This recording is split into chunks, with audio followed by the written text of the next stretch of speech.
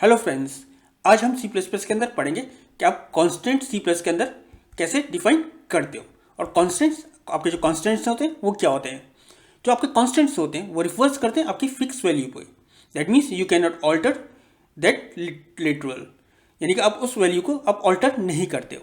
Constant can be of any basic data type and can be divided into integer, numeric, floating point numeric numbers, characters, strings, and boolean values. Again, constants are treated like just a regular variable, except their values cannot be modified after their definition. That means constant की value अब जब एक बार define कर दोगे तो आप उसको change नहीं कर सकते। चलिए आगे चलते और देखते हैं हम कांस्टेंट्स कैसे बनाते हैं और आगे कैसे होते हैं। आपके जो इंटीजर लिटरल होते हैं उनके साथ आप कुछ सफिक्स या प्रीफिक्स आप ऐड कर सकते हो।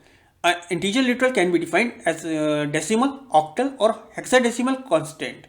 अ prefix specify the base or radix, that is 0x आप यूज कर सकते थे, कैपिटल 0 स्मॉल 0x यूज कर सकते हैं for hexadecimal, O for octal and that is nothing for decimal. Decimal की तो अगर जो आपके लीगल है, अगर आप 212 लिख रहे हो तो ये क्या है, लीगल है। 215 यू लिख रहे हो तो ये भी आपका क्या है, लीगल है। 0xFEEL लिख रहे हो तो ये भी आपका क्या है, लीगल है। 078 लिख रहे हो तो 8 आपका क्या है, नॉट अ ऑक्टल डिजिट, तो ये क्या आ जाएगा, दैट इज यहाँ एरर आ जाएगा। 032 यू कैपिटल, ये क्या can not repeat the suffix, इस सफिक्स को आप रिपीट नहीं कर सकते, इसलिए यहाँ पर क्या आ रहा है, एरर आ रहा है। तो आपका 85 क्या है, डेसिमल है। 0213 क्या है, दैट इज ऑक्टल है। 0x4 भी क्या है आपका, हेक्साडेसिमल है। और 30 आपका क्या है, दैट इज इंटीजर है। क्लियर हो गया होगा आपको। चलिए आगे चलते हैं। फ्लोटिंग पॉइंट लिटरल्स आपके क्या है, इसके अंदर दो पार्ट्स में होता है, एक तो आपका डेसिमल पॉइंट्स नंबर होता है और एक फ्रैक्शन पार्ट्स होता है, या फिर आप एक्सपोनेंट पार्ट भी कह सकते हो। You can represent floating point numbers literals either in a decimal form or an exponential form. While representing using the decimal form, you must include the decimal point, the exponent, or the both while representing using exponent form. You must include the integer part and the fraction part or both. The sign for exponent is the introduced by small e या फिर capital E. तो आपका 3.1459 ये आपका एक leisure floating point literal है। 314,159 capital E minus 5L ये आपका लीगल लिटरल है। या 510 ई ये आपका इलीगल है क्योंकि इनकम्प्लीट एक्सपोनेंट है, ये कंप्लीट नहीं है। 210F ये आपका क्या है, नो डेसिमल और एक्सपोनेंट, ये भी आपका इलीगल है। .E55 ये भी आपका इलीगल है, मिसिंग इंटीजर और फ्रैक्शन, दैट मीन्स आपका जो डेसिमल से पहले का पार्ट है वो उसको मिस कर रहा है। चलिए आगे चलते हैं। बुलियन वैल्यूज आपको मैंने पहले ही बता रखी है, वो किससे रिप्रेजेंट होती है, दैट इज ट्रू या फिर फॉल्स है। You can consider the value of a true is true 1, that means true की जो वैल्यू होगी वो किससे रिप्रेजेंट कर सकते हो, 1 से रिप्रेजेंट करते हो। और फॉल्स की जो वैल्यू है किससे रिप्रेजेंट करते हो, दैट इज 0 से रिप्रेजेंट करते हो। कैरेक्टर लिटरल्स जो होंगे वो आप किससे करोगे, वो सिंगल कोट्स में आपका आएंगे। Character literals are enclosed in a single quotes if the literal begins with L upper case only, it is wide card, वो क्या होगा, वाइल्ड कार्ड लिटरल होगा, that is wide character literal होगा। L और आप क्या दिखते हो सिंगल कोड में एक्स, तो ये इसका मतलब क्या है, ये वाइल्ड कार्ड वाइल्ड लिटरल है, कैरेक्टर लिटरल है। And should be stored in a WChar_T type of variable, otherwise it is a narrow character literal, that is single quote में x. You can store in a simple character variable data type.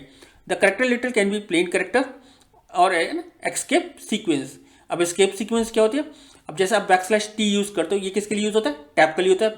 \n use करते हो, ये किसके लिए होता है, new line के लिए होता है। और काफ़ी सारी escape sequence होती है, इसकी टेबल भी मैं आपको दिखाऊंगा। The universal character is \u 0 to C0. There are certain characters in a C++ which are preceded by the backslash. They will be having a special meaning and they are used to represent the new line, tab. अब उसकी list मैं आपको दिखा दे रहा हूँ कि उसकी list क्या क्या है। तो यहाँ पर आपके पास क्या है, डबल बैकस्लैश लगाते हो तो वहाँ पर क्या आएगा, दैट मीन्स बैकस्लैश कैरेक्टर आएगा। बैकस्लैश सिंगल कोड लगाते हो तो दैट मीन्स सिंगल कोड आएगा। बैकस्लैश डबल कोड लगाते हो तो किसको रिप्रेजेंट कर रहा है? डबल कोड को रिप्रेजेंट कर रहा है। बैकस्लैश क्वेश्चन मार्क लगा रहा हो तो किसके लिए रिप्रेजेंट कर रहा है? दैट इज क्वेश्चन मार्क के लिए रिप्रेजेंट कर रहा है। बैकस्लैश बी लिख रहा हो तो वो किसके लिए? बैक स्पेस के लिए। बैकस्लैश एफ यूज कर रहा हो तो वो किसके लिए? फॉर्म फीड के लिए। तो आपके जो ज्यादातर यूज होते हैं वो बैकस्लैश एन और बैकस्लैश टी यूज होता है। बैकस्लैश एन किसके लिए होता है? न्यू लाइन के लिए होता है। बैकस्लैश आर किसके लिए? That is carriage return, that is enter key. Backslash T किसके लिए? हॉरिजॉन्टल टैब के लिए। बैकस्लैश वी किसके लिए? दैट इज वर्टिकल टैब के लिए। बैकस्लैश 000 वो किसके लिए? ऑक्टल नंबर और 1 to 3 digits. Backslash x H H hexadecimal number और 1 और मोर हेक्साडेसिमल डिजिट्स। ये तो आपको क्लियर हो गया होगा एस्केप सीक्वेंस। देन अब आ जाते हैं हमारे मेन पॉइंट पर। आप कांस्टेंट किस तरीके से डिफाइन कर सकते हो? कांस्टेंट डिफाइन करने के लिए आपके पास दो तरीके हैं।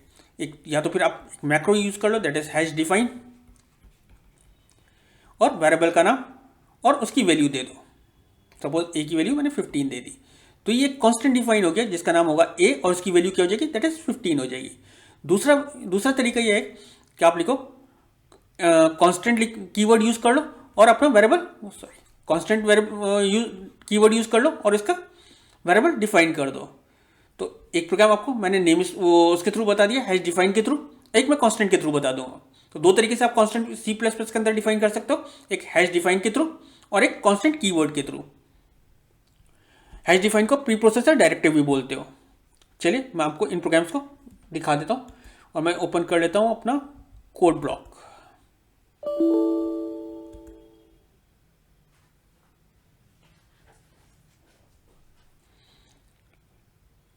मुझे पहले से ओपन करके रखना चाहिए, कम से कम 1 मिनट ये मेरा कंज्यूम कर लेता है।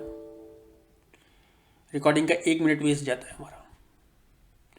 तो आज हमारा डे 5 है, तो हम डे 5 वाली अपनी फाइल ओपन कर लेते हैं।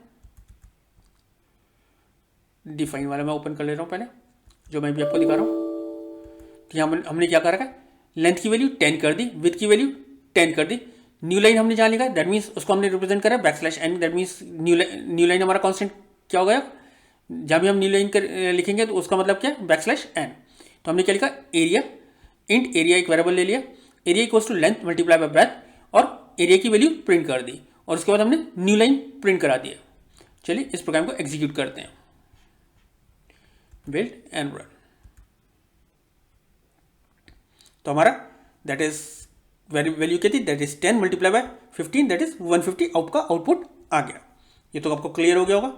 चलिए आपको मैं बता देता हूँ कि आप कांस्टेंट कीवर्ड के थ्रू कैसे डिक्लेयर करते हो। तो आप अभी आपने क्या करा था? हैश डिफाइन के थ्रू डिक्लेयर करा था, दैट इज प्री प्रोसेसर के थ्रू। अब आप करो कांस्टेंट कीवर्ड के through. You can use constant prefix to declare constant variable with the specific type of as follows. आप लिखोगे कांस्टेंट और डेटा टाइप। सबसे पहले आपका क्या आएगा? दैट इज कांस्टेंट कीवर्ड आएगा, देन आपका डेटा टाइप आ जाएगा, देन आपका वेरिएबल का नाम आ जाएगा, देन आपकी इक्वल्स टू के बाद वैल्यू आ जाएगी। तो यहां पर हमने क्या करा? मेन लिया कांस्टेंट इंट लेंथ की value again 15, constant int width की value again 15, constant character. New line को हमने किसके डिफाइन कर दिया? बैकस्लैश एन से।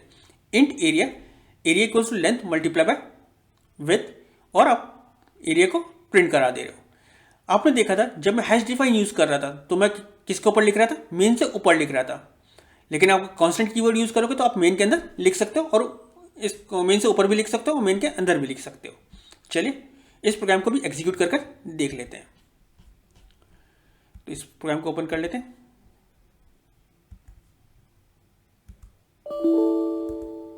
तो हमारा प्रोग्राम यही था।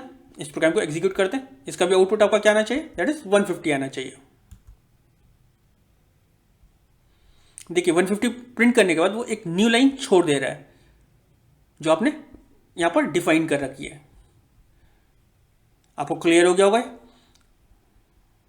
आज जो हमने पढ़ा वो क्या पढ़ा? आज हमने देखा कि आप कांस्टेंट वेरिएबल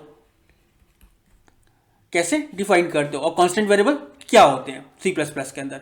तो आपको क्लियर हो गया होगा कॉन्स्टेंट वेरिएबल्स क्या होते हैं, जो जिन वेरिएबल्स की वैल्यूज आप फिक्स रखना चाहते हो, जिसका आप प्रोग्राम के अंदर चेंज नहीं करोगे, वो आपके क्या होंगे, जिनकी वैल्यू आप चेंज नहीं कर सकते, वो आपके वेरिएबल्स कौन से होंगे, कॉन्स्टेंट वेरिएबल्स होंगे। इन वेरिएबल्स को आप कितने तरीके से डिक्लेयर कर सकते हो, दो तरीके से। एक तो आप यूज कर सकते हो हैश डिफाइंड प्री प्रोसेसर, और दूसरा आप यूज कर सकते हो कॉन्स्टेंट कीवर्ड। अगर इस टॉपिक के अंदर आपको कोई भी डाउट हो या कोई प्रॉब्लम आ रही हो तो प्लीज़ आप मुझे कमेंट सेक्शन में लिखिए। मैं कोशिश करूंगा आपके डाउट्स को क्लियर करने की और आपके कमेंट्स का रिप्लाई करने की। Thank you.